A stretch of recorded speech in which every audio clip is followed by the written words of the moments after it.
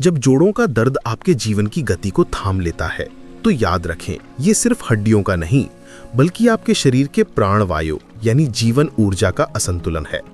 हमारे प्राचीन ऋषियों ने इसे हजारों साल पहले समझ लिया था और उनका ज्ञान आज भी हमारे आधुनिक जीवन के हर दर्द का अचूक समाधान है।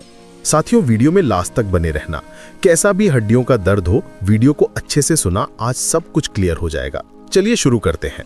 हिमालय की तलहटी में जहां हवा में औषधियों की सुगंध घुली रहती थी और देवदार के वृक्ष आसमान से बातें करते थे, वहीं एक वृद्ध वैद्य रहते थे, आचार्य वेद प्रकाश। उनका चेहरा किसी शांत झील की तरह निर्मल था, पर आंखों में ऐसा तेज था कि लगता था मानो किसी ने युगों का ज्ञान उनमें सहेज लिया हो। कहते हैं, जो व्यक्ति उनके आंगन में बैठता उसके भीतर की थकान जैसे पिघलने लगती। वो शरीर को नहीं, आत्मा को पढ़ते थे। उनके पास दूर दूर से लोग आते थे, कोई अपने घुटनों को सहलाता हुआ, कोई कमर पकड़ के चलता हुआ और कोई जोड़ों की जकड़न से कराहता हुआ। सबके चेहरे पर एक ही सवाल होता, आचार्य, क्या मेरा दर्द कभी खत्म होगा? आचार्य मुस्कुराकर कहते, दर्द तुम्हारे शरीर में नहीं है पुत्र, वो तुम्हारे जीवन की गति में छिपा है। एक दिन एक युवक उनके द्वार पर आया। नाम था आर्यन। उम्र मात्र 30 पर चेहरा 50 का लगता था। आंखों के नीचे काले घेरे, झुका हुआ कंधा और चाल में भारीपन। वो बेंच पर बैठते हुए बोला, गुरुदेव, मैं आईटी कंपनी में काम करता हूँ, दिन रात लैपटॉप पर झुका रहता हूँ। अब कमर झुकती नहीं, सीधी नहीं होती। उठते समय घुटनों में ऐसा दर्द होता है जैसे किसी ने लोहे के छल्ले बांध दिए हों। आचार्य ने कुछ क्षण उसे देखा, फिर धीरे से बोले, तुम्हारी रीढ़ थकी नहीं है, तुम्हारी अग्नि बुझ चुकी है। आर्यन चौंका, अग्नि? कौन सी अग्नि? आचार्य ने दीपक जलाया, उसकी लौ को निहारते हुए बोले, ये वही अग्नि है जो तुम्हारे भीतर थी, पाचन की, ऊर्जा की, जीवन की। जब ये मंद पड़ जाती है तो शरीर में आम नामक विष पैदा होता है, जो रक्त और जोड़ों में जाकर जम जाता है। फिर वही विष जोड़ों में सूजन, जकड़न और दर्द के रूप में प्रकट होता है। आर्यन ने सिर झुका लिया, लेकिन आचार्य, मैं तो हर दिन अच्छा खाना खाता हूं, फिर भी दर्द क्यों? आचार्य मुस्कुराकर बोले, क्योंकि तुम खाना खाते हो पर पचाते नहीं, तन को चलाते हो पर गति नहीं देते, और सबसे बड़ा अपराध, तुम सांस लेते हो पर जीते नहीं।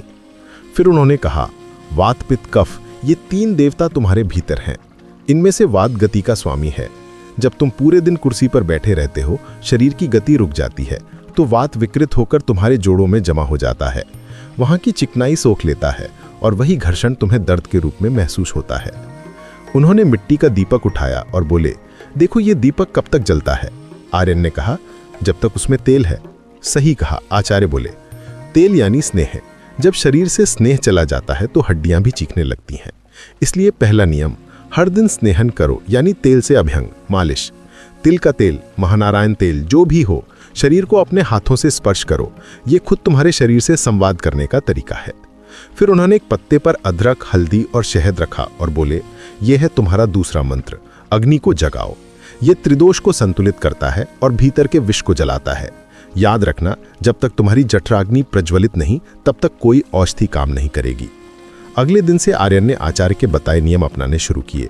सुबह सूरज उगते ही वो धूप में खड़े होकर ताड़ासन करने लगा। रीढ़ को ऊपर खींचता, सांस अंदर लेता और महसूस करता कि उसकी हड्डियां जैसे खुल रही हैं। भुजंगासन में वो पेट के बल लेटकर ऊपर उठ पा और कमर की जकड़न जैसे धीरे धीरे पिघलने लगती। फिर शलभासन करता, हर बार 30 सेकंड, और हर बार जैसे रीढ़ में नया जीवन प्रवाहित होता। रात को सोने से पहले वो अपने घुटनों और कमर पर गर्म तेल लगाता। तेल लगाते समय उसे आचार्य की बात याद आती, जहां तेल है वहां जीवन है। कुछ ही दिनों में उसने महसूस किया कि दर्द अब उतना तीव्र नहीं, पर आचार्य ने कहा, यह तो बस आरंभ है। दर्द केवल शरीर से नहीं जाता, मन से भी निकलना पड़ता है। आचार्य ने आर्यन को एक प्राचीन ध्यान विधि सिखाई, अनुलोम विलोम और भ्रामरी प्राणायाम। सुबह जब वो इन श्वासों को करता तो भीतर जैसे एक शांति उतरती। अब उसे एहसास हुआ कि उसका दर्द केवल बैठने से नहीं बल्कि तनाव से भी था। वो हर समय दिमाग में भागता रहता था, डेडलाइंस, ईमेल्स, मीटिंग्स के पीछे, और जब मन भागता है तब शरीर थम जाता है। यही असंतुलन वात को भड़काता है। धीरे धीरे आर्यन ने खुद से संवाद शुरू किया। उसने काम करते समय हर घंटे उठना शुरू किया, चाय की जगह गुनगुना पानी पीना शुरू किया, रात को स्क्रीन की जगह सितारों को देखने लगा। कुछ महीनों बाद जब वो फिर से आचार्य के पास लौटा तो वो वही आदमी नहीं था। अब उसकी चाल में लय थी, रीढ़ सीधी थी और चेहरे पर एक दिव्य संतुलन झलक रहा था। वो आचार्य के चरणों में झुक गया और बोला, गुरुदेव, आपने मुझे दर्द से नहीं जीवन से जोड़ा है। अब मैं समझ गया हूं कि जोड़ों का दर्द कोई अभिशाप नहीं, वो तो शरीर का संकेत है कि तुमने अपने भीतर की गति को रोक दिया है। आचार्य ने मुस्कुराकर कहा, पुत्र, यही तुम्हारी अग्नि परीक्षा थी। जब तक भीतर की अग्नि मंद रहती है तब तक शरीर झुकता है, पर जब तुम उस अग्नि को प्रज्वलित करते हो तो तुम्हारी रीढ़ फिर से सीधी हो जाती है, तुम्हारे विचार गर्म हो जाते हैं और तुम्हारी आत्मा ऊंची उठने लगती है। वो आगे बोले, याद रखो, हर बार जब तुम अपने शरीर की सुनते हो वो तुम्हें चेतावनी देता है या वरदान देता है। दर्द चेतावनी है और जागृति वरदान। आर्यन की आंखें भर आईं। वो बोला, अब मैं रोज अग्नि जलाऊंगा, शरीर में, मन में और आत्मा में।